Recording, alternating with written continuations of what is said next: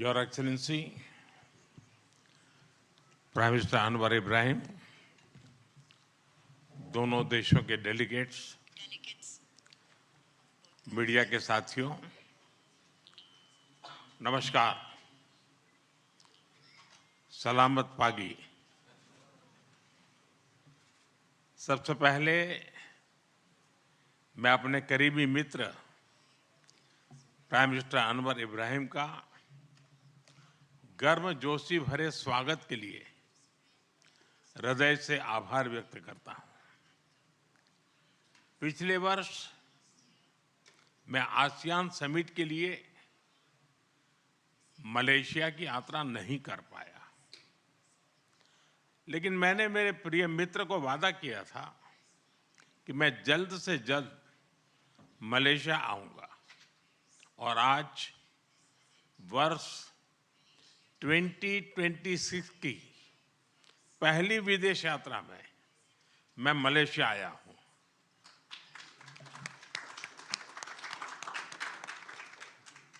Friends, Bharat और Malaysia के संबंध बहुत विशेष हैं। हम मैरीटाइम नेबर्स हैं। सदियों से हमारे लोगों के बीच गहरे और आत्मीय रिश्ते रहे हैं।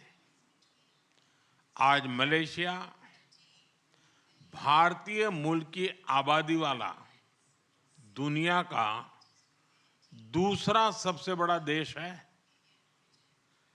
हमारी सभ्यताएं, साझा सांस्कृतिक विरासत और लोकतांत्रिक मूल्यों से जुड़ी हुई है। फ्रेंड्स, पिछले कुछ वर्षों में हमारे संबंधों ने एक नई रफ्तार पकड़ी है और इसमें मेरे मित्र प्रधानमंत्री अनवर इब्राहिम का विशेष योगदान है। हमारे बीच एनर्जी, इंफ्रास्ट्रक्चर और मैन्युफैक्चरिंग में सहयोग बहुत मजबूत हुआ है। डिजिटल इकोनॉमी, बायोटेक और आईटी में आपसी इन्वेस्टमेंट बढ़ा है।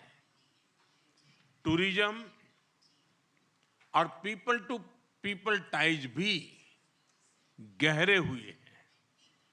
इन्हीं उपलब्धियों से प्रेरित होकर आज हमने हमारी साझेदारी में अभूतपूर्व गति और गहराई लाने का निर्णय लिया है। फ्रेंड, सिक्योरिटी के क्षेत्र में हम काउंटर टेररिज्म, इंटेलिजेंस शेयरिंग और मैरीटाइम सिक्योरिटी में सहयोग मजबूत करेंगे। हम रक्षा सहयोग को भी और व्यापक बनाएंगे। एआई और डिजिटल टेक्नोलॉजीज के साथ साथ हम सेमीकंडक्टर, हेल्थ और फूड सिक्योरिटी में साझेदारी को आगे बढ़ाएंगे। आज आयोजित सीईओ फोरम ने ट्रेड और इन्वेस्टमेंट के नए अवसर खोले हैं। हम स्ट्रेटेजिक ट्रस्ट से इकोनॉमिक ट्रांसफॉर्मेशन का रास्ता बनाएंगे। फ्रेंड्स, कल मुझे मलेशिया के भारतीय प्रवासियों से मिलने का मौका मिला। अपनी उपस्थिति से मेरे मित्र प्राइम मिनिस्टर अनवर इब्राहिम ने भी इस सम्मेलन का गौरव बढ़ाया। 30 लाख प्रवासियों का यह लिविंग ब्रिज हमारी बहुत बड़ी शक्ति है। उनके वेलफेयर के लिए उठाए गए कदम हमारे रिश्तों को मानवीय आधार देते हैं। मलेशिया में भारत के वर्कर्स के संरक्षण के लिए सोशल सिक्योरिटी एग्रीमेंट, टूरिज्म के लिए ग्रेटिस ई वीजा और डिजिटल इंटरफेस यूपीआई का मलेशिया में लागू होना, ये सभी कदम दोनों देशों के नागरिकों के जीवन को सरल बनाएंगे। क्योंकि कोई भी पार्टनरशिप तभी ताकत से सफल होती है जब लाभ सीधे लोगों तक पहुंचे। फ्रेंड, भारत और मलेशिया को तमिल भाषा के प्रति साझा प्रेम भी जोड़ता है। मलेशिया में तमिल की मजबूत और जीवंत उपस्थिति शिक्षा, मीडिया और सांस्कृतिक जीवन में दिखाई देती है। मुझे भरोसा है कि आज के ऑडियो विजुअल एग्रीमेंट से फिल्म और संगीत, विशेष रूप से तमिल फिल्में, हमारे दिलों को और पास लाएगी। हम अपने युवाओं के बीच यूनिवर्सिटी एक्सचेंज, स्टार्टअप कनेक्ट और स्किल डेवलपमेंट के अवसर भी बढ़ा रहे हैं। हमारे बढ़ते संबंधों को सपोर्ट करने के लिए हम मलेशिया में नया कॉन्सुलेट भी खोलने जा रहे हैं। फ्रेंड्स, इंडो पैसिफिक क्षेत्र के विश्व की ग्रोथ इंजन के रूप में ये उभर रहा है।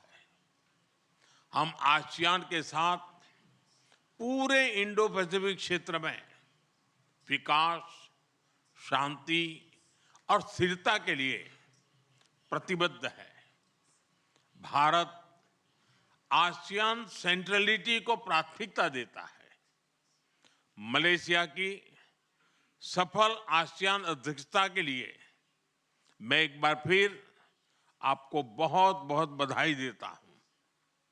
मलेशिया जैसे मित्र देशों के सहयोग से भारत आसियान के साथ अपने संबंधों को व्यापक बनाएगा। हम इस बात पर सहमत हैं कि आसियान भारत व्यापार समझौते आर्टिगा की समीक्षा शीघ्र ही पूरी हो जानी चाहिए। फ्रेंड्स, आज हमने क्षेत्रीय और वैश्विक मुद्दों पर भी सार्थक चर्चा की। वैश्विक अस्थिरता के इस माहौल में भारत और मलेशिया की बढ़ती मित्रता दोनों देशों के लिए अत्यंत महत्वपूर्ण है। हमारा साझा मत है कि आज के चैलेंजेस का समाधान करने के लिए ग्लोबल इंस्टीट्यूशंस का रिफॉर्म बहुत जरूरी है। हम शांति के सभी प्रयासों का समर्थन करते रहेंगे और आतंकवाद पर हमारा संदेश स्पष्ट है। No double standards, no compromise. Excellency, Bharat Malaysia संबंधों के प्रति आपकी प्रतिबद्धता का हम सराहना करते हैं। आइए हम साथ मिलकर प्रॉस्परस मलेशिया का आपका सपना और विकसित भारत के हमारे संकल्प को साकार करें। एक बार फिर आपकी मित्रता, आपके गर्मजोशी भरे स्वागत और आतिथ्य के लिए बहुत बहुत धन्यवाद। हम आपको भारत में स्वागत करने के लिए उत्सुक है।